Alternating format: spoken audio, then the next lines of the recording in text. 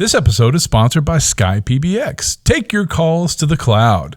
On today's show, the guys talk with Lori Jackson and Steve Peck of the Connections model. They're talking about their app Kid Connect and teaching emotional regulation.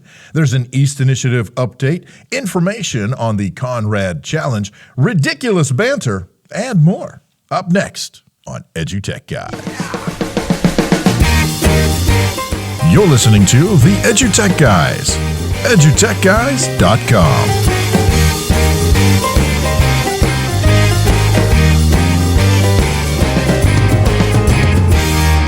Hello and welcome to EduTechGuys Radio. I'm David Henderson. Hey, and I'm Jeff Madlock. Welcome to the show. Thank you guys so much for tuning in to see what, ridiculous banter we'll have for you today. It's just so ridiculous. Just so ridiculous. Well, that takes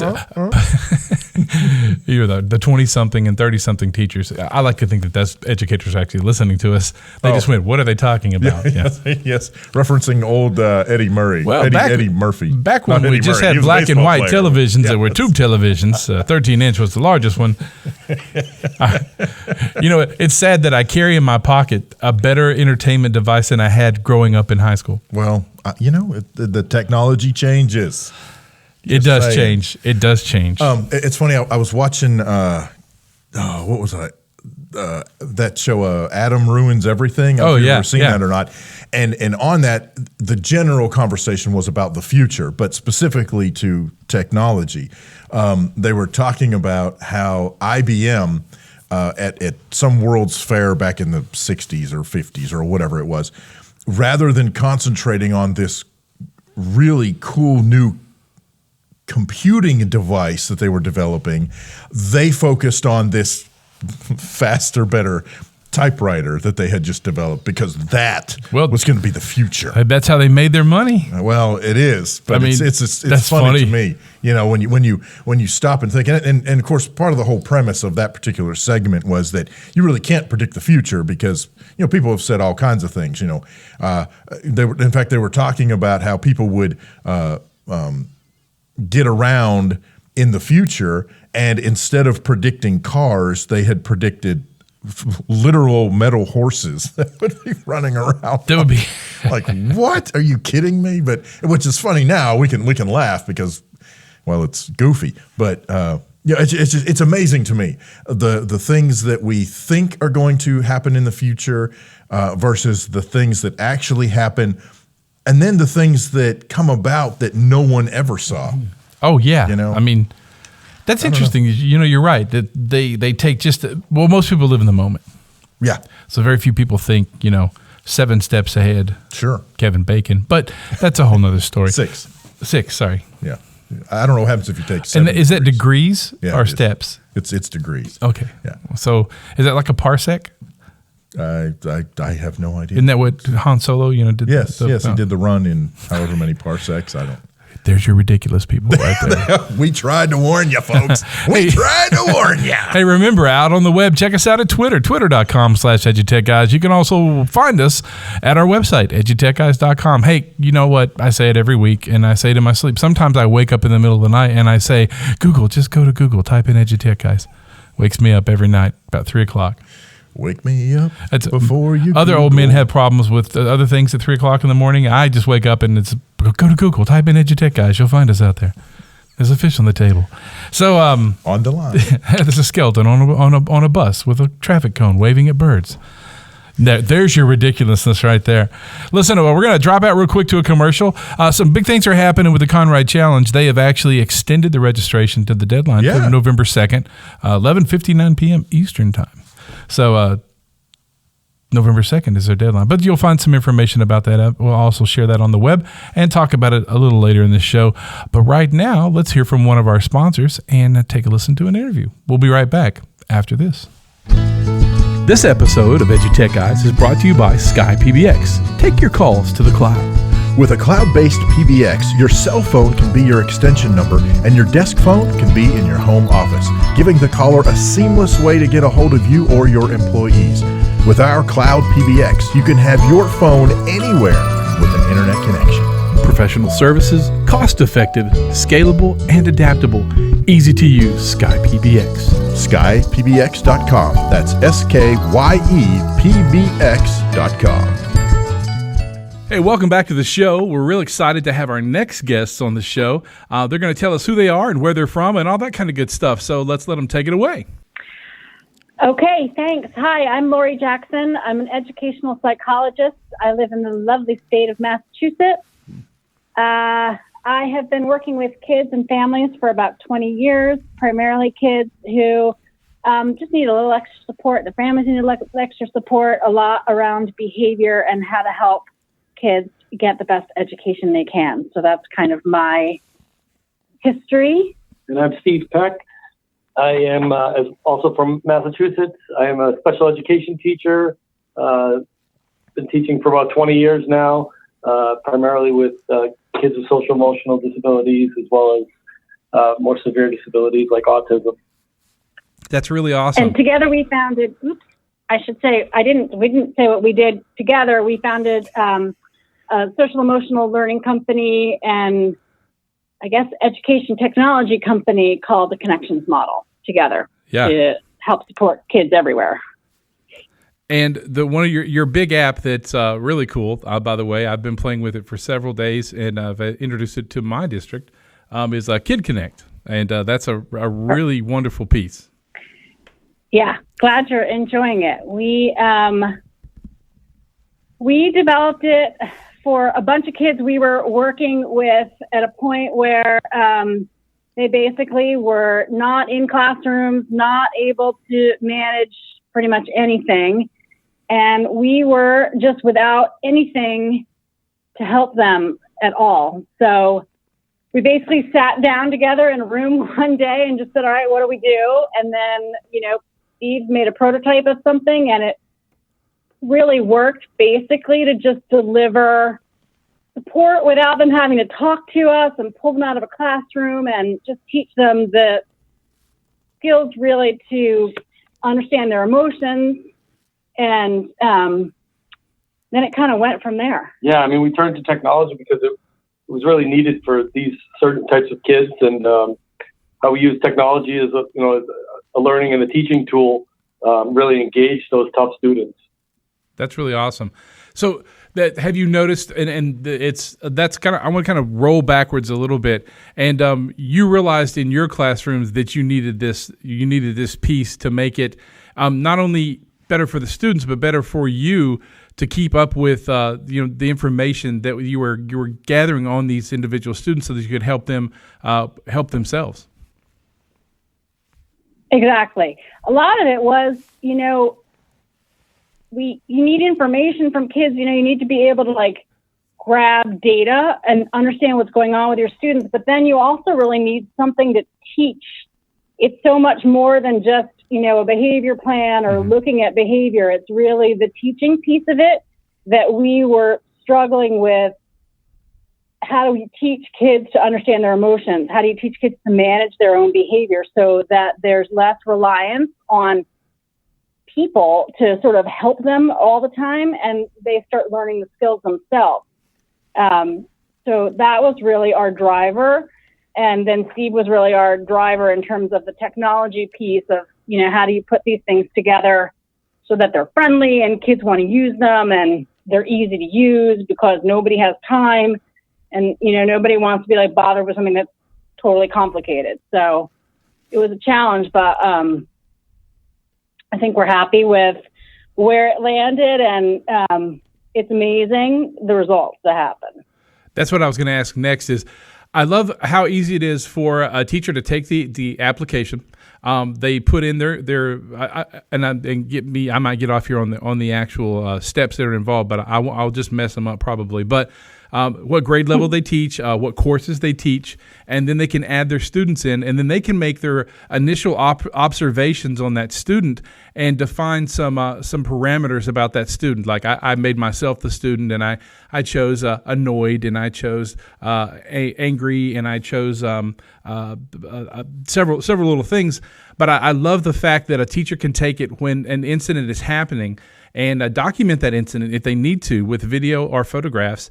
And then they hand the iPad to the child. So there's an instant learning opportunity there for that child to actually get a pretty much really, what were you supposed to be doing? What did you do?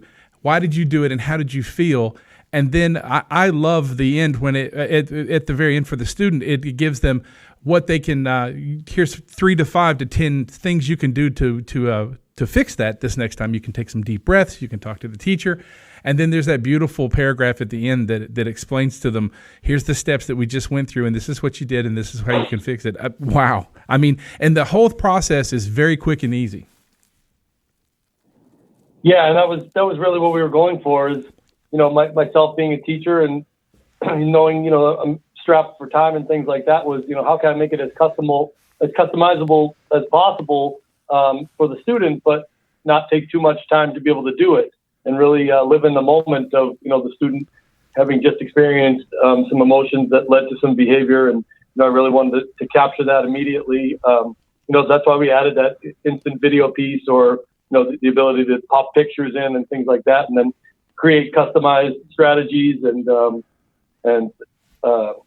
reward systems and things like that for the student.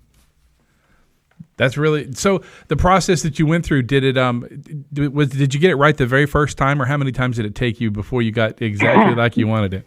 No, it took us a while. I mean, we had, a couple different versions. We reached out to, we actually used a lot of our students and got some good input from them as to, different emotions that they were experiencing and, some of the things that they liked about the current software that we were using at the time before the app was developed and things like that. And they were really, really helpful for us and helped us recognize some of the things that we initially were missing. And then, we kind of took it from there and added certain bells and whistles along the way to really give it the final package look that it has now. And the last piece that we put in was the observation piece. That was our latest big update. And a lot of that came from, sort of requests from teachers for, everybody wants data and more data, and how do you capture data on kids at the same time, have a tool at the same time. So that was a big feature for us to, make sure that we're offering something for the student, we're offering something for the teacher, and then it's, it's friendly, it's easy, because again, like, nobody has time. The data piece is big because we find that, teachers should be taking that data to IEP meetings and showing parents how, they're able to actually address the emotions and the behaviors that the students are experiencing and how are they seeing progress. And here's the numbers for you. Yeah, exactly. And one of the other things I think is pretty cool is as we were doing some poking around, doing some research, and we came across the website you guys have that ties all of this together. I think it's really cool that you have resources that go with the app itself, in addition to some other resources that are just general resources about teaching emotional regulation, offering up even some free tools for folks. Talk a little bit about that. So we really wanted to put a whole package around the app for educators, just because, it's not easy. This whole topic area is difficult, behaviors of kids and emotions and how do you deal with it. And we wanted to be able to provide as much support as we could, just coming from the whole concept of our emotions drive our behaviors. That's sort of like our little mantra. And here's why that matters, and here's why it's important. And, we're trying to put more pieces around professional development. We've been talking about being like the Netflix of professional development for teachers. So we're going to start adding videos and things, on demand. Yeah. Because that's the other piece for teachers is, you need something when you want it, not when it comes to your school, which is challenging, or not to go from your school for 2 days to learn something. So that's another one of our big pieces. And we're in the process of finalizing the social emotional curriculum, which we're really excited about, which sort of integrates the whole concept of the app for a whole classroom, but also sort of pulls in the app for students who need it. So it's a whole classroom approach and using the app for kids who need a little bit more. So we're really trying to, because we know, how busy teachers are. I mean, we know what it is to be in a school ourselves. We want to try to support teachers as best we can with as much information sort of on demand when they need it. Well, and I think it's also important, the work that you guys are doing with classroom teachers and frankly with the students themselves, consciously being aware of not just that I'm doing it, but let's figure out why I'm behaving this way or why I did what I did. Exactly. That's very well put, because that's really what it is. So I also wonder, what's the biggest hurdle that you found?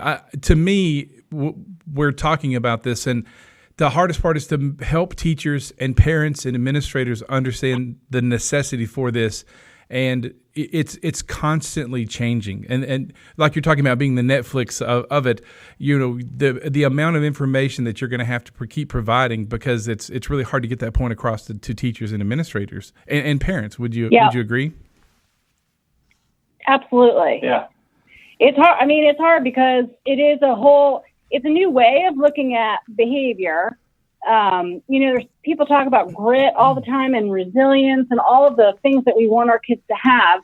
And so we try to wrap this whole idea into that, which is, once you start teaching kids to understand what's driving their behavior, then they have the tools themselves to start, improving it and feeling more positive. And it's a positive approach as opposed to really focusing on negative behavior. We focus on, everybody has emotions, every single one of us, and everybody just needs help from time to time, like being able to identify them and then manage them. And that's everybody's daily life, right? Is learning how to manage, how you feel at different times during the day. So it's an approach to, really for parents, for educators to really feel more positively about it, as opposed to, focusing on the negative of what kids do wrong all the time. So, I got to tell you, and I mean this, it's going to be a little tongue in cheek, but in all sincerity, if this could be adapted to adults, there are a lot of adults who, he's really talking about me, by the way. No. but I mean, really, Yeah. the whole concept, the whole concept and the whole idea of being triggered about this and going off about that. I mean, really, if you take a breath and stop and think, okay, why does every adult deals with this? Yeah, yes. Why does this affect me and why am I behaving this way? This might actually be a much better place. I mean, really. Yeah. Yeah. Well, people are always asking us, where's the home version? Exactly. Really. That's seriously. Well, and that's a great question. I'd like to ask you. Is it hard to make adults understand that children have emotions? I think they think that. I think a lot of adults think kids are too young to have built up emotions yet to understand. I think people don't realize that that's just part of. That's how our brain learns, and emotions are a huge part of of who we are. Do you run into that a lot, where they actually may? I've had people to make that statement: is that child's too young to understand emotions like that? I think it's more that the child is struggling to articulate what the emotions are, and they tend to categorize a lot of emotions under one umbrella. Sure. So but as adults we deal with emotions differently. All different emotions are dealt with differently. I don't deal with the way. When I'm happy, I don't deal the same way that I do when I'm frustrated or anxious or something like that. And a lot of times you'll get kids who struggle to identify these emotions by name, and then they're trying to handle them all the same way. And so maybe that is why, parents struggle to see that kids have emotions, because, the kids really aren't showing it the way I think adults interpret. So a lot of the work that we do is really, helping people see, the range of emotions that exist and teaching them, exactly, what they're called, what they're named, and then the differences between them. And that, is sort of eye-opening for everybody, because it is hard for kids to articulate, as Steve said. And so that's a lot of the work. Well, and I think that's and you brought up a really good point there.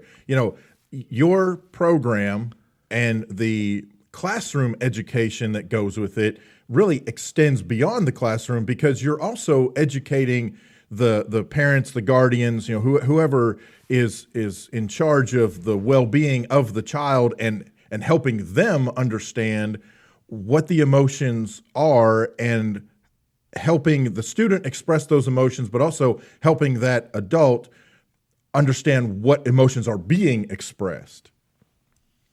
Exactly. Yeah. Yeah, that's mine. Exactly. Wow. Well, and I love the fact that it's always about data. And a teacher with 18 to 24 kids in a classroom, it's hard for them to remember day to day what sets Jeff off. What is it? And so that's the beauty of the app, is that now they have this data to go back and keep up with, and then meet with the mental health professionals and counselors and parents and the student, and find the resolutions, because they actually have the data there at their fingertips. That's the beauty of that whole thing. And I think people don't realize the necessity of that. That's a huge necessity. Yep. Yeah. Yep. Exactly. Exactly.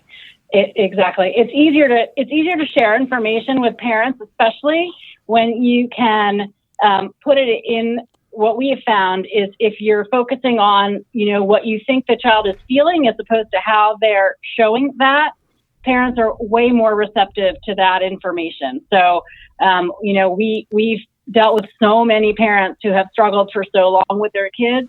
And once they sort of come around to, it's not really about the behavior, it's about teaching emotions. Not in, the sappy emotions way, but just that, we all have emotions we need to learn to manage differently. That's a huge, huge turnaround for families. Mm-hmm. So that's been probably one of our more rewarding aspects, is being able to change that sort of tone for parents. Yeah, absolutely. So I'm curious. I'm going to take a little different turn here. So how long has the app been out at this point? Like 3. So this latest update, which is really been out like 18 months. Okay. And then the original one, which didn't have it was had a few less bells and whistles, I think about 3-4 years. Oh, wow. Okay. So where I was going with that was, as you are, and as the app itself becomes more robust and you collect more data, how does that play into a couple of things? One, how do you, and you may not be able to divulge this, I don't mean, give me all your trade secrets, but what I mean is, in what ways do you use some of the data that you get in order to figure out where the app might need some improvement? And then, kind of an extension of that, are you considering taking all of the data that you've gathered, I mean, obviously without any identifying stuff, and writing some kind of doing research with that, publishing your findings, publishing your results, those kinds of things? Have you considered that angle of things as well? And I'll shut up. So to your first question, so we get amazing, it's amazing the great stuff that teachers will share, and ideas that they share with us from using the app. And so a lot of our features, some of the new features have come, directly from a teacher saying, hey, have you thought of this? And then we've heard it a bunch more. And so we're like, oh, that makes sense. And I think we're always looking at that. And as we do more research and we work with more schools and, kids and whatever, we're sort of always looking for new ideas. So we are, I think, always reinventing just to keep current with the amount of information that's coming out on, emotional regulation and emotions in the brain and all of that sort of stuff. Sure. So we always want to stay up to date with that. And in terms of a research study, completely, we want to do that. I think it's finding the right place and the right school that wants to, host it with us, but that's definitely on our radar, because we'd, love to be able to publish some results of, what this is able to do for kids. That's really awesome. So in the future, for district sites, I know you guys have several levels of the app that can be used by an individual for free. So if a teacher wants to try it and you're a listener right now, definitely, we'll give the website here in just a second. You can try it for free with one student so they can get a handle of it and see if they like it and realize how powerful it is. And then you have one for special groups, for specialists. You have one for classrooms, and then you have a district model. And where I'm going to is in the future, will that district model have a sharing feature so that, say, a special services administrator has the ability to look at several of their students across several classrooms? Would that be something that might happen in the future? Or is that better just handled with reports? Did you find that was easier just to send those reports to those people and let them deal with it that way? So we'd love to, the technology involved in the sharing piece is expensive, involved. And so we're trying to find the best folks to do it with. And we've talked about it a lot. So we'd love to have that. I think that would be something that we would love to see happen. Yeah. Because I think the more information you're able to give to, districts about what's happening, I think the better. And the easiest, so that's a definite goal. Awesome. Somewhere out there. we understand completely. Yes. Somewhere out there in the future. That's right. Well, I'll tell you what, we're gonna start to wrap up, but I want you guys. We want to talk about a few things before we go. First of all, you can always find everything you need to know at teachemotionalregulation.com.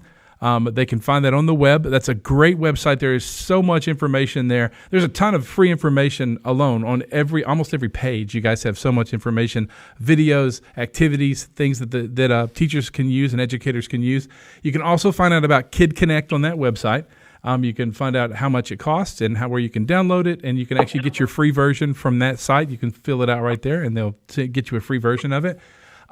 Also, can folks find you, because social media is the thing, where can they find you guys on social media?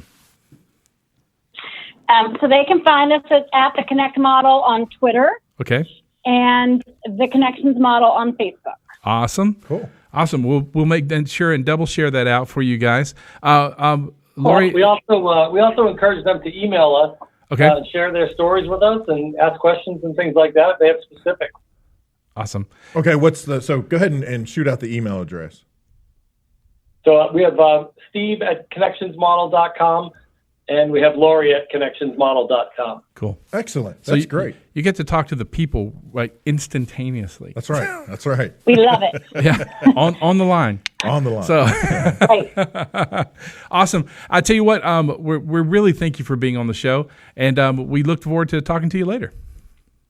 Great. Thanks for having us. Thanks so much. Thanks, guys.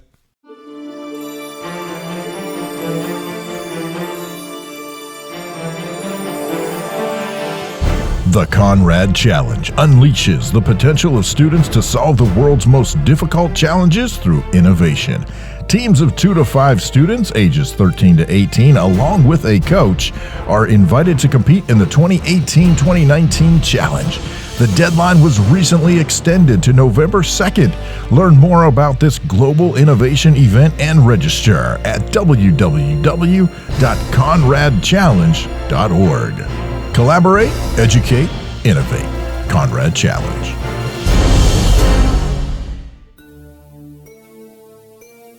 Hello there, I'm Jerry Prince with this week's East Update. In East, projects are the transport, providing students opportunities to explore, identify problems, and work towards solutions. Students will tell you that finding a good project is indeed a challenge, and a common question we get is, where do projects come from? We recently visited with East facilitator Jake Kale from Bentonville West High School. Projects are out there. Just don't be afraid to ask. Some great challenges can come from resources that you would think would not be so cooperative in working with your students. So we partnered with Tyson this year. We did a promotional video for their outreach program for non-English speaking workers. Included video, flashcards, things like that, where we actually went to Tyson. We presented the final product, things like that. Sometimes project ideas arise at the end of a long day.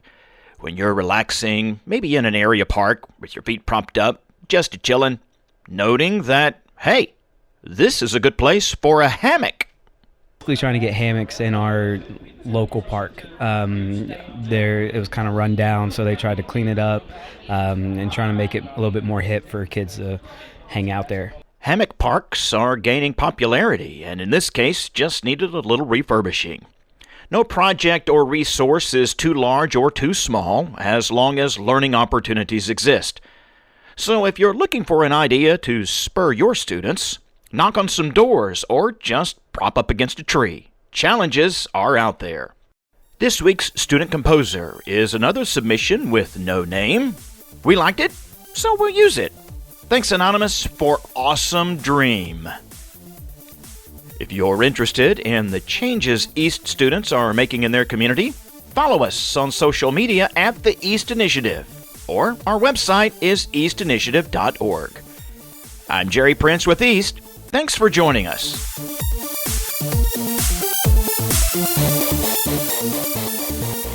Hey, thank you so much to Jerry Prince and the folks over at East Initiative Update, and Anonymous for submitting your music track. You kind of love those anonymous tracks. The anonymous tracks. You know, I wonder. Is there a period in there? Is it A.Anonymous? Oh, maybe that's the rapper name. His hip hop name. Oh, his hip hop name, Anonymous. Yeah, my hip hop name. My hip hop. Hello, Commissioner Policeman. My hip hop name is Little Stomach Ache. Oh, there So if you see that album out there, it's on the line. It's on the line. Yeah, there's a lot of stuff on the line right now, man. Our jobs at this point, I think. I wonder. Luckily for us, it's hard to delete a podcast from iTunes. Yeah, once you subscribe to us, you're in it for the long haul. Let me tell you, hooked, man. You're ours at that point. That's right. You already had the Gateway podcast. Now you're hooked. Hey, remember, follow us on social media. Take a look at twitter.com/EduTechGuys. Hey, really cool though. We're about to be in some fun places. If you'd like to come and see us, in fact, this week. In fact, the day that this show comes out. As a matter of fact, as you're listening to this show, we will have just wrapped up a day at what's the Arkansas Conference of Technology up in North Little Rock. So that's this day as we're releasing this podcast. Then we jump on our private helicopter and we fly to private helicopter. Well, that's what we call also known that's as what Dave's we call our Charger. 82 Chevette. Okay, we have the EduTech Guys a 4-door 82 Chevette that we get around in. I thought that'd make you laugh. Do they even have a 4-door Chevette? Boy, this is the off-track show, isn't it? It is. So yeah, then we're heading down to Houston, Texas, to Aldine School District for the TCCA, the Technology Conference of Aldine. Yeah, go ahead. Sorry. Yeah, that's Saturday the 20th. Yeah, we'll be doing live from there, live on Periscope. But that's right. Yeah, we're going to try that. Yeah, using a new platform, audio only Periscope. So then you can send emojis and leave sweet little messages to us.